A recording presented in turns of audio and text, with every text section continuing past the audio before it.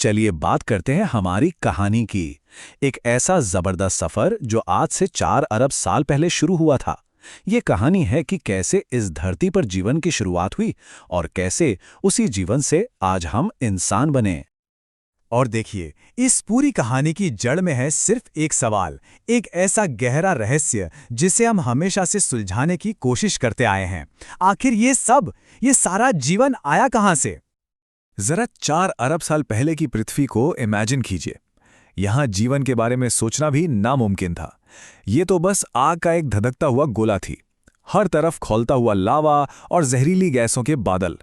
मतलब ऐसे माहौल को देखकर कोई कह भी नहीं सकता था कि यहाँ कभी जिंदगी पनपेगी। और फिर इसी उथल-पुथल और केओस के बीच जिंदगी का पहला बीज फूटा। पानी के अंदर एक अकेली कोशिका, एक सिंगल सेल। पर सवाल ये है कि ये आई कहाँ से? देखिए, ये आज भी एक बहुत बड़ा वैज्ञानिक रहस्य है। कुछ मानते हैं कि ये किसी उल्कापिंड पर बैठकर अंतरिक्ष से आई, तो कुछ का मानना है कि ये यहीं हमारी धरती के समंदर में मौजूद केमिकल्स के मिलने से बनी। अब यहाँ जो बात सबसे ज्यादा हैरान करती है वो है विकास की रफ्तार, जो अविश्वसनीय रूप से धीमी थी। सोचिए, करोड़ों साल तक जिंदगी बस एक कोशिका के रूप में ही अटकी रही। फिर करीब 3.5 अरब साल पहले एक क्रांति हुई। उस कोशिका ने खुद की कॉपी बनाना सीख लिया। लेकिन उसके बाद भी लगभग 2 अरब साल और गुजर गए, जब तक कि कोशिकाओं ने आपस में जुड़ना और एक दूसरे से जानकारी शेयर करना शुरू नहीं किया। और बस यहीं से मल्टी सेल्युलर लाइफ, यानी एक से ज्यादा कोशिकाओं वाले जीवों का रास्ता खुला। तो इस नई दुनिया का हमारा सबसे पहला पहचाना जाने वाला पूर्वज कौन था? कोई विशाल जीव? नहीं, वो था पानी में रहने वाला एक 3 इंच का कीड़ा, जो देख नहीं सकता था और बहुत ही साधारण सा था। यही है हमारी कहानी का हीरो, जहां से सब कुछ शुरू हुआ।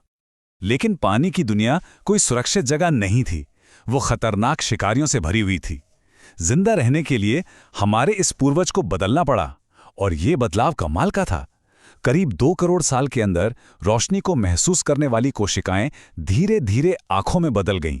और फिर इन आंखों से जो भी दिखा, उसे समझने के लिए ठीक आंखों के पीछे दिमाग का एक छोटा सा हिस्सा भी बनने लगा। पर शिकारी भी तो चालाक हो रहे थे, वो भी विकसित हो रहे थे। उनसे बचने के लिए हमारे पूर्वजों ने एक ऐसा फैसला लिया जिसने सब कुछ बदल कर रख दिया। करीब 365 मिलियन साल पहले उन्होंने पानी छोड़ दिया और जमीन पर एक नई दुनिया में कदम रखा। जमीन पर आना एक बहुत बड़ा कदम था, लेकिन यहाँ की चुनौतियां बिल्कुल अलग थीं।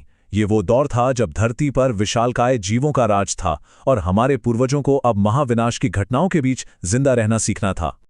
लेकिन कुदरत का खेल कुछ और ही था। करीब 2.5 करोड़ साल पहले आज के साइबेरिया में एक बहुत बड़ा ज्वालामुखी विस्फोट हुआ। इस एक विस्फोट ने पूरी धरती के वायुमंडल को जहरीली गैसों से भर दिया और सूरज की गर्मी अंदर ही कैद होने लगी। इसका नतीजा, धरती के इतिहास की सबसे बड़ी तबाही। एक ही झटके में इस ग्रह की 95% प्रजातियां हमेशा के लिए खत्म हो गईं। हमारे पूर्वजों का वजूद बस एक धागे से लटका हुआ था, और वो उन खुशकिस्मत 5% में से थे जो किसी तरीके से बच गए। इस महाविनाश के बाद की दुनिया में 2 तरह के खिलाड़ी थे।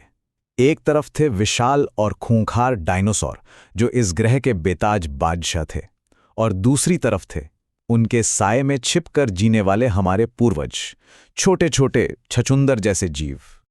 तो सवाल ये है कि डायनासोर के उस राज में ये छोटे से जीव आखिर बचे कैसे? इसका राज था उनके सर्वाइवल टूल किट में। वो जमीन के नीचे बिलों में छिप गए, ठंड से बचने के लिए शरीर पर बाल उगा लिए, और शिकारियों से बचने के लिए उनकी देखने, सुनने और सूंघने की शक्ति अविश्वसनीय रूप से तेज हो गई। और सबसे बड़ा बदलाव, उन्होंने अंडे देने के बजाय सीधे बच्चों को जन्म देना और उन्हें दूध पिलाना शुरू किया। ये एक रेवोल्यूशनरी कदम था। और फिर एक दिन आसमान से कयामत आई। 6.5 करोड़ साल पहले माउंट एवरेस्ट जितना बड़ा एक उल्कापिंड पृथ्वी से टकराया। इस महाविनाश ने डायनासोर के राज को हमेशा हमेशा के लिए खत्म कर दिया, और हमारे छोटे से पूर्वजों के लिए पूरी दुनिया का मैदान खाली कर दिया।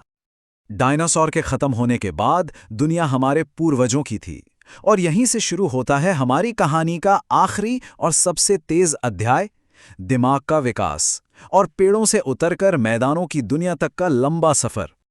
डायनासोर के जाने के बाद हमारे पूर्वज पेड़ों पर जाकर बस गए, लेकिन फिर मौसम बदला, जंगल सूखने लगे और उन्हें खाने के लिए नीचे जमीन पर आना पड़ा। ये एक टर्निंग पॉइंट था। पेड़ों पर हमारे पूर्वज का दिमाग सिर्फ एक संतरे जितना बड़ा था, लेकिन जमीन पर आने के बाद इसके आकार में एक जबरदस्त उछाल आना शुरू हो गया। जमीन पर चलने की इसी मजबूरी ने एक क्रांतिकारी बदलाव को जन्म दिया। हमने 2 पैरों पर चलना सीख लिया। ये सुनने में शायद बहुत आम बात लगे, पर इसका नतीजा असाधारण था। 2 पैरों पर चलने का मतलब था हमारे हाथ अब आज़ाद थे, और आज़ाद हाथ दुनिया बदलने की ताकत रखते थे। तो इन आज़ाद हाथों ने सबसे पहले क्या किया? हथियार बनाए। करीब 23 लाख साल पहले होमो हैबिलिस ने पत्थर के पहले औजार बनाए। इन औजारों ने शिकार करने और अपनी रक्षा करने में मदद की, और इन औजारों को बेहतर ढंग से पकड़ने के लिए हमारे अंगूठे का विकास हुआ, जिससे हमारी पकड़ बहुत मजबूत हो गई। और फिर हुई वो खोज जिसने शायद सब कुछ बदल दिया, आग पर काबू पाना। आग ने हमें ठंड और जानवरों से तो बचाया ही, लेकिन सबसे बड़ा फायदा था पका हुआ खाना। पके हुए मांस को चबाना और पचाना बहुत आसान था। इससे हमारे शरीर की बहुत सारी एनर्जी बचने लगी, और ये बची हुई एनर्जी कहाँ गई? सीधा हमारे दिमाग के विकास में लगी। एक बड़ा और ताकतवर दिमाग तो बन गया था, पर उसे व्यक्त करने का, अपने आइडियाज को दूसरों तक पहुंचाने का कोई जरिया नहीं था। ये कमी भी पूरी हुई जब हमारे गले की मांसपेशियों में बदलाव आया और हम कई तरह की जटिल आवाजें निकालने में कामयाब हो गए। पहली बार हम सिर्फ इशारे नहीं, बल्कि अपने मुश्किल विचारों को भी एक दूसरे से साझा कर सकते थे। तो ये सफर था एक अकेली कोशिका से शुरू होकर इस ग्रह का सबसे बुद्धिमान जीव बनने तक का। एक ऐसी कहानी जो लगातार जिंदा रहने की जंग और हर हाल में खुद को बदलते रहने की कला से बनी है। जरा इस 4 अरब साल की कहानी पर एक नज़र डालिए, जो कुछ अविश्वसनीय पड़ावों से बनी है। पानी की एक बूंद में जिंदगी की पहली चिंगारी से लेकर जमीन पर पहला कदम रखने तक, फिर हाथों को आज़ाद करने से लेकर आग पर काबू पाने तक, और आज उसी लंबे सफ़र के दम पर हम इंसान सितारों तक पहुंचने के सपने देख रहे हैं। इस पूरी अविश्वसनीय यात्रा को देखने के बाद मन में एक सवाल जरूर उठता है, इतना सब कुछ होने के बाद ये पृथ्वी, हमारा ये घर, जीवन को पालने पोसने के लिए इतना परफेक्ट, इतना सटीक कैसे बना? ये एक ऐसा सवाल है जो हमें हमारे होने के चमत्कार पर सोचने के लिए मजबूर कर देता है।